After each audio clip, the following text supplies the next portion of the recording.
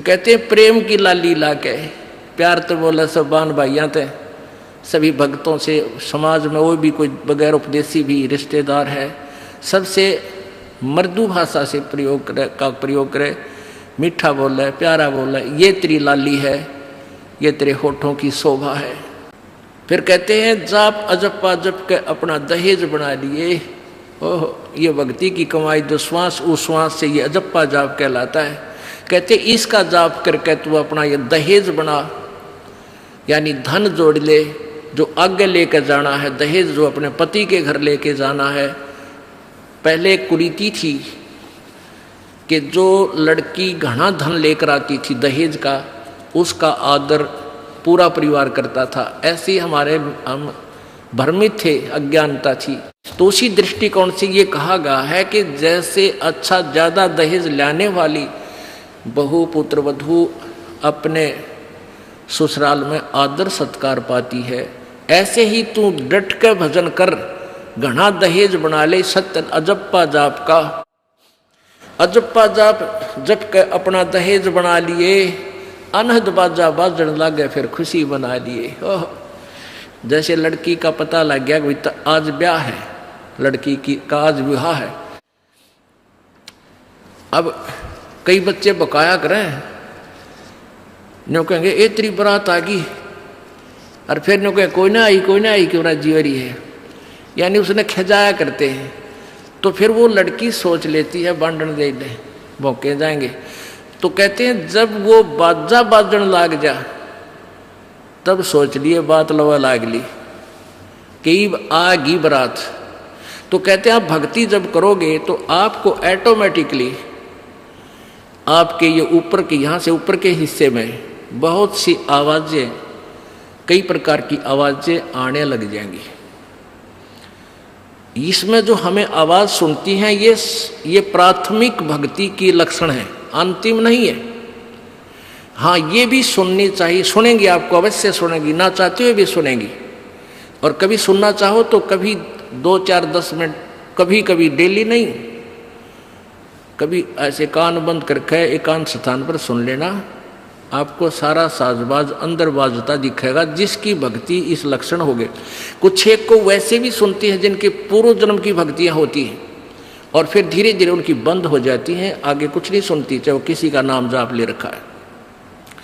तो वो तो ऐसा सुनना, ये देखना तो ऐसा है जैसे आपने बैंक में कमाई करी की और बैंक में पैसे जमा करा दिए, और उस बैंक की कॉपी ने कभी देखना चाहो तो खोल के देख लो। और ये दूसरे जो पंथ बताए हैं, ये साधना इनकी नाम गलत हैं, और कहते हैं ध्यान लगाओ, मेडिटेशन करो, कान बंद करके, आंख बंद करके, अंदर आवाज़ सुनो, शब्द सुनो। ये कोई फायदा नहीं। अब जैसे धंधा करता नहीं, और बैंक में जब पूर्व जन्म की पहले की जो डिपॉजिट है 20-30 हज़ार, उसने रोज देखे जाने, कहाँ 20 हज़ार हैं, और 20 हज़ार में काम तो ना चले, फिर वो निकलवाने भी उसी में तो पड़ेंगे, वो एक दिन जीरो हो जाएंगे।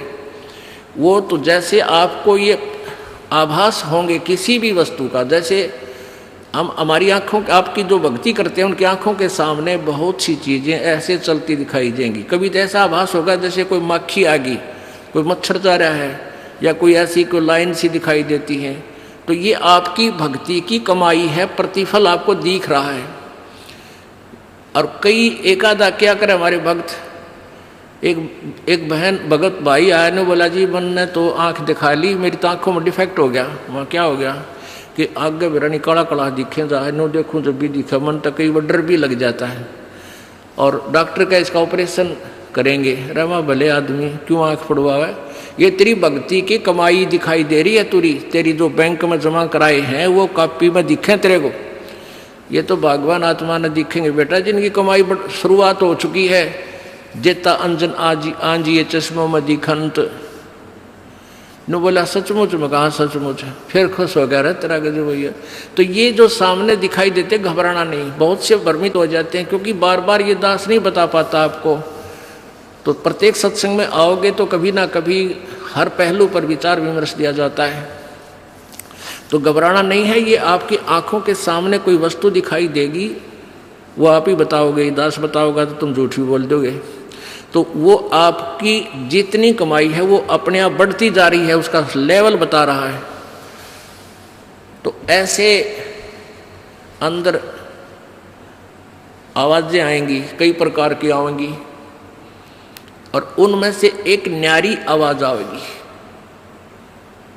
एक मुरली की आवाज आएगी। और वो मुरली, वो आवाज जो है, जो इसमें पिंड में जो आएगी, वो यहीं तक की है, ये इस महास्वर्ग तक की है। और जो वास्तविक धुन, वास्तविक जो आवाज है, वो इस अंड और पिंड से पार है, वो सतलोक में है। वो वहां जाकर आपको वो बात बाहर सुनाई देगी। यानी इस शरीर से एक जब आत्मा भक्ति से परिपूर्ण हो जाती है तो इस शरीर से बाहर भी हो जाती है। तो उसको सुनने के लिए ऐसी स्थिति आ जाएगी अपने आप, जैसे आपका शरीर यहाँ बाहर खड़े हो गए, और फिर वो आवाज़ आपको उस सूक्ष्म शरीर के माध्यम से सीधा कनेक्शन उस सतलोक से हो जाता है। वो परले पार वाली मुरली आवाज़, वो धुन, वो झनकार अलग से सुनाई देती है। फिर सेकंड के बाद आप उसी शरीर में होते, आपको पता भी नहीं कि मैं बाहर गया या अंदर ही था। वो बहुत बाद में जाके बहुत लेटेस्ट स्टेज पे ऐसा होगा। पर ऐसा हो या ना हो, आप जैसे दास बताओ, ये खुराक खाते रहो, रोग कटेगा, ये साधना करते रहो। तो क्या बताया है,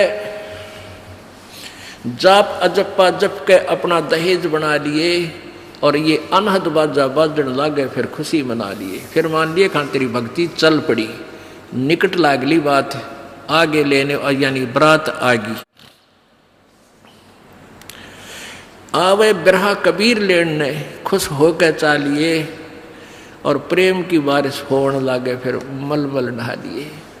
जैसे आपने कल सुना था, बिना प्रेम पावे नहीं चे करोड़ समाधि ला। होय होय, जैसे सूरज के आगे बदरा ऐसे कर्म छयारे, प्रेम की पवन करे चित मंजन झलके तेज नयारे।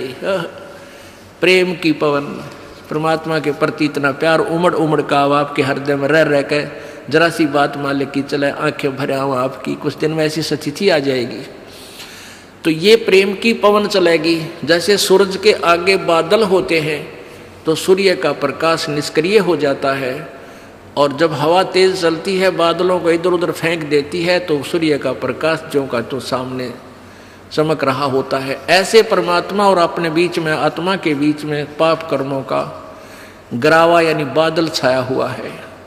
इस प्रेम की यानी सब भक्ति जो क्रिया आपकी होंगी, दान करता आदमी को इतनी खुशी होती है, उस दिन कोई ठिकाना नहीं। और 10 रुपये चोरी कर ले, आत्मा खुश नहीं हो सकती, चाहे 20 लाख चोरी कर ले। और 10 रुपये, 20 रुपये, 1000 रुपये, 2000 रुपये आप दान करने की चेष्टा करते हो, पहले उमंग भर लेती है, और दान करे पाछो तो न्यारी खुशी होती है। तो ये तो क्या बताते हैं, ऐसे जो सब क्रियाएं आपसे कराई जा रही हैं, इनका उद्देश्य है कि आप में इतनी विनम्रता, इतना प्योर हार्टेड हो जाओ आप कि मालिक के प्रति जरा सी भी चर्चा चले आँखों में पानी आने लग जा, गदगद हो जा। कहते हैं प्रेम की पवन करे चित मंजन, फिर झलके तेज नयारे। तो यहाँ क्या बताया कि प्रेम की बारिश होने लगे, फिर मलमल नहा लिए। यानी ये लक्षण बता रहे हैं, एक भक्त में रह रहकर ऐसे लक्षण आ जाएंगे। एक बुढ़ा आवे मेरे पास, नाम ले रखा उन्होंने साल भर से। वो कहता है जी मैं नाम जपन लागू, मैं रोने लग जाऊँ, मेरा रोना बंद कर दिया। राम तो रोना शुरू करवावा तो बंद करवाना आवे, ये तेरे भाग जाग रे भले आदमी। नो कहना शर्म आवे, लोग नो कहीं अच्छा आदमी नाम लेने लगे तो माई लोग की सुनेगा, तुम्हारी सुनेगा, नो बता। तो इसे ओपन कर्मी प्राणी है, बुढ़ा आदमी 65 साल का होगा, भगवान का नाम मिल गया, पिछले संस्कार से ही होता सारा कुछ। और ईब नो कह नाम लेने लग गूँ, मैं तो रोने लग जाऊँ। अरे तेरा जी भी भगवान ये सब ने देसा रोना हमारे भगता ने, आँखें में पानी आवे, मालिक की चर्चा हो, ना द्वेष हो, ना राग उठे, ना कोई चोरी करने जी करे, ना कोई जारी करने जी करे, ना बुराई मन में आवे। ये ऐसा जो धुन लग जा। फिर कहते हैं सार शब्द का सुरमा गा लिए, जब पति न भावे। सार शब्द यानी जो असली मंत्र आपको दिया जाएगा वो सुरमय जैसा होगा, वो एक न्यारी आपकी जो है ना पहचान बनेगी, उस पर नारी जो है ना अलग से आपकी एक और सुंदरता बनेगी, यानी परमात्मा को आप और उस मंत्र सहित और अच्छे लगोगे जिनके पास ये तीनों मंत्र होंगे। कहने का भाव ये है, आदिन्नी की मांग बरा ले तो चलिए नाड़ झुका के, विनम्रता अभिमान खत्म हो, विनम्रता आवे और सबके साथ प्यार से बोले, आकड़ नहीं पाड़े, ये लक्षण हो जाने चाहिए आपके अंदर। आदिन्नी की मांग बरा ले, ये जो मांग आप सिंदूर डालते हैं ये आदिन्नी तेरी मांग है, और चलिए नाड़ झुका के, यानी नम्रता से रहना, नाड़ झुका के चलना, नम्रता से पेश आना। और संत समागम बरात तेरी तन ले जावेगा ब्याह के। अब ये सत्संग रूपी बारात है, आत्मा को यहीं से श्रृंगारा जाता है, यहीं से इसको तैयार किया जाता है, ज्ञान सुनाया जाता है। तो ये परमात्मा सत्संग में आने वाली आत्मा ही परमात्मा के पास जाएगी, यानी ये बरात वाले ही, बरात ही समझो उस मालिक की है। संत समागम बरात तेरी तन ले जावेगा ब्याह के, सुरत नृत है डोली तेरी। सुरत और नृत ये आत्मा इनके साथ चलेगी, और बैठ सुन शिखर में जाकर, यानी सतलोक में जाकर बैठ जा। और मकर तार का खेल कांगना अलल ध्यान दचा के। अब कांगना खेलते हैं ना, जैसे यहाँ एक मोटा बांध जा, दूसरा मोटा बांध जा रहे नाड़ा, और कई गांठ ला दे, फिर नहीं कहेंगे पूरा देवर खोल लेगा इसने, कांगना खेल लेंगे ना खुल जा, उपरण के फंड होया करना लंबा चौड़ा सिस्टम। तो परमात्मा कहते हैं अब मकर तार का खेल कांगना, छूट ना जा आते हैं, छूट गया वो हार जाएगा। तो उस मकर तार का ऊपर से जब आत्मा यहाँ से चलेगी, परमात्मा कई तरीके से इसको, कहीं किसी स्थान पर किस तरीके से आपने जाना है, तो आप कई बार एक आध बार कभी ध्यान वैसे ही कुदरती लग जाता है, बैठ जाते हैं, कभी आंखें खुली है तो भी बंद हो जाती हैं। और कई बार ऐसा होगा कि एक मकड़ी के तार जैसा आपको लंबा स्ट्रेट, बहुत उसका कोई और छोरा आप नहीं देख सकोगे, ऐसा तार सा नजर आएगा, उसको मकर तार कहते हैं। उसके साथ लग के आत्मा, जैसे मकड़ी उस तार को पकड़कर ऊपर चढ़ जाती है, ऐसे वो मकर तार का आपको दिखाई देगा जब चलेगी यहाँ से आत्मा संसार छोड़ के। तो एक मकर तार का मार्ग आपको मिलेगा, उसके साथ चलना, उसको छोड़ना नहीं, तो उधर नहीं जाना, नहीं तो मार खा जाएगी। तो ऐसे ही वो कांगड़ा खेलते हैं, जब दोनों और दाव लगा देते हैं, तू खोल गया तो तू हार गया, हारगी। तो ऐसे अपने अपनी जबरदस्ती से उसको पकड़ लेना है उस मकर तार के, उस मकर तार को। मकर तार माने मकड़ी का तार। ऐसा एक रास्ते में आपको ये गाइडलाइन होगी कि इसके साथ साथ चल, भ्रमित ना होना सतलोक जाने के लिए। वो कुछ समय कुछ स्थान तक मकर तार है, उसके बाद फिर परमात्मा का अलग से मार्ग है। सुरत नृत्य है डोली तेरी, बैठ सुन शिखर में जाके, मकर तार का खेल कांगना अल्लल ध्यान दचा के। ओए होए, एक एक वाणी का आधा हिस्सा भी इतना जबरदस्त भर रखा भगवान ने। अब अलल पंख, अल्लल ध्यान दचा के, एक अलल पक्षी होता है, उसको अनल भी बोलते हैं। अनल, अनल माने वायु, यानी वो आकाश वायु में ही रहता है, ऊपर नीचे नहीं आता। वो अंडे भी ऊपर ही दे देती है, वो अलल पक्षी मादा, और उन अंडों को हवा में छोड़ देती है, और ऐसे स्थान पर अंडे देती है, पैदा करती है कि नीचे केले के बन हो, केले के बन। तो केले कैसे फंसे रहा कर, केले के बना बनो आपस में बहुत लंबे लंबे बढ़ जाते हैं। तो वहाँ आकाश से वो अलल पक्षी बहुत लंबा चौड़ा होता है, वो कम से कम भी सैकड़ों फुट लंबा और 50 फुट की चौड़ाई होती है। इतने बड़े बड़े पर होते हैं उसके, बहुत ज़बरदस्त लोहे के तौ की तरह, और पंजे होते हैं जैसे नो चमटिया की तरह, खुर जैसे बहुत ज़बरदस्त नाकुल्ले, बहुत मजबूत, और 4 पैर होते हैं उसके, पक्षी होता। तो वहाँ से अंडे छोड़ देती है भगवान हवाला है। अंडे नीचे आते हैं हवा की घर्षण से, वो परवरिश को यानी वो पक जाते हैं, और केले के अच्छे भारा भारा अंडे होते हैं, वो 2-2 दड़ी के, और ऊपर तो 1-1 दड़ी के, 5-5 किलो के, और ऊपर तो आते ही वो केलों के पत्तों पर आकर गिरते हैं। उन केलों को तोड़ते हुए सपीटते नीचे आते हैं। तो केलों पर गिरने से, उन केले पर गिरने से, उन पेड़ों पर, तो उसकी स्पीड कम हो जाती है, और तो केले को तोड़ता हुआ वो आसानी से आकर नीचे पड़ता है और पड़ के फूट जाता है, उसमें से बच्चा निकल जाता है। वो बच्चा वहाँ फिर उस वन में घूमता है, फिरता है, चारा चरता है, और फिर कुछ दिनों में वो उड़ने लग जाता है, यानी परिपक्व हो जाता है, वो प्रफुल्लित हो जाता है, और वो उड़ कर देखता है, काफ़ी दूर तक उड़ता है, फिर वापस आ जाता है, 1-2 साल तक वही रहता है उस वन में। उन पक्षियों के साथ भी घूमता है, अपने मित्रों के साथ जो दूसरे पक्षी होते हैं, अन्य जीव जंतुओं के साथ भी घूमता है, लेकिन उनमें उसकी मित्रता नहीं रहती है, क्योंकि उसको पता होता है कि मेरे माता पिता ऊपर हैं, यहाँ नहीं है। पुण्यात्मा, ये बहुत ही उत्तम ज्ञान है और छुपा हुआ ज्ञान था, ये तत्व ज्ञान है। इसको समझाने के लिए बहुत से उदाहरण आपके समक्ष पेश करने पड़ते हैं, ताकि आत्मा अपने परमात्मा की तरफ आकर्षित हो जाए। आपने कैसे रहना इस संसार में, ये अलल पंखी के अलल पक्षी के बच्चों की तरह। अब वो यहाँ आए, यहाँ आसपास उस वन में पक्षी पशुओं के साथ रह रहे हैं, लेकिन उन एक पल भी वहाँ जाने को नहीं बोलते कि एक बार हम उड़न जोगे हो जावा, उसी दिन भाग जावांगे यहाँ से, हम जवान हो जावें तो उसी से में चल पड़ेंगे।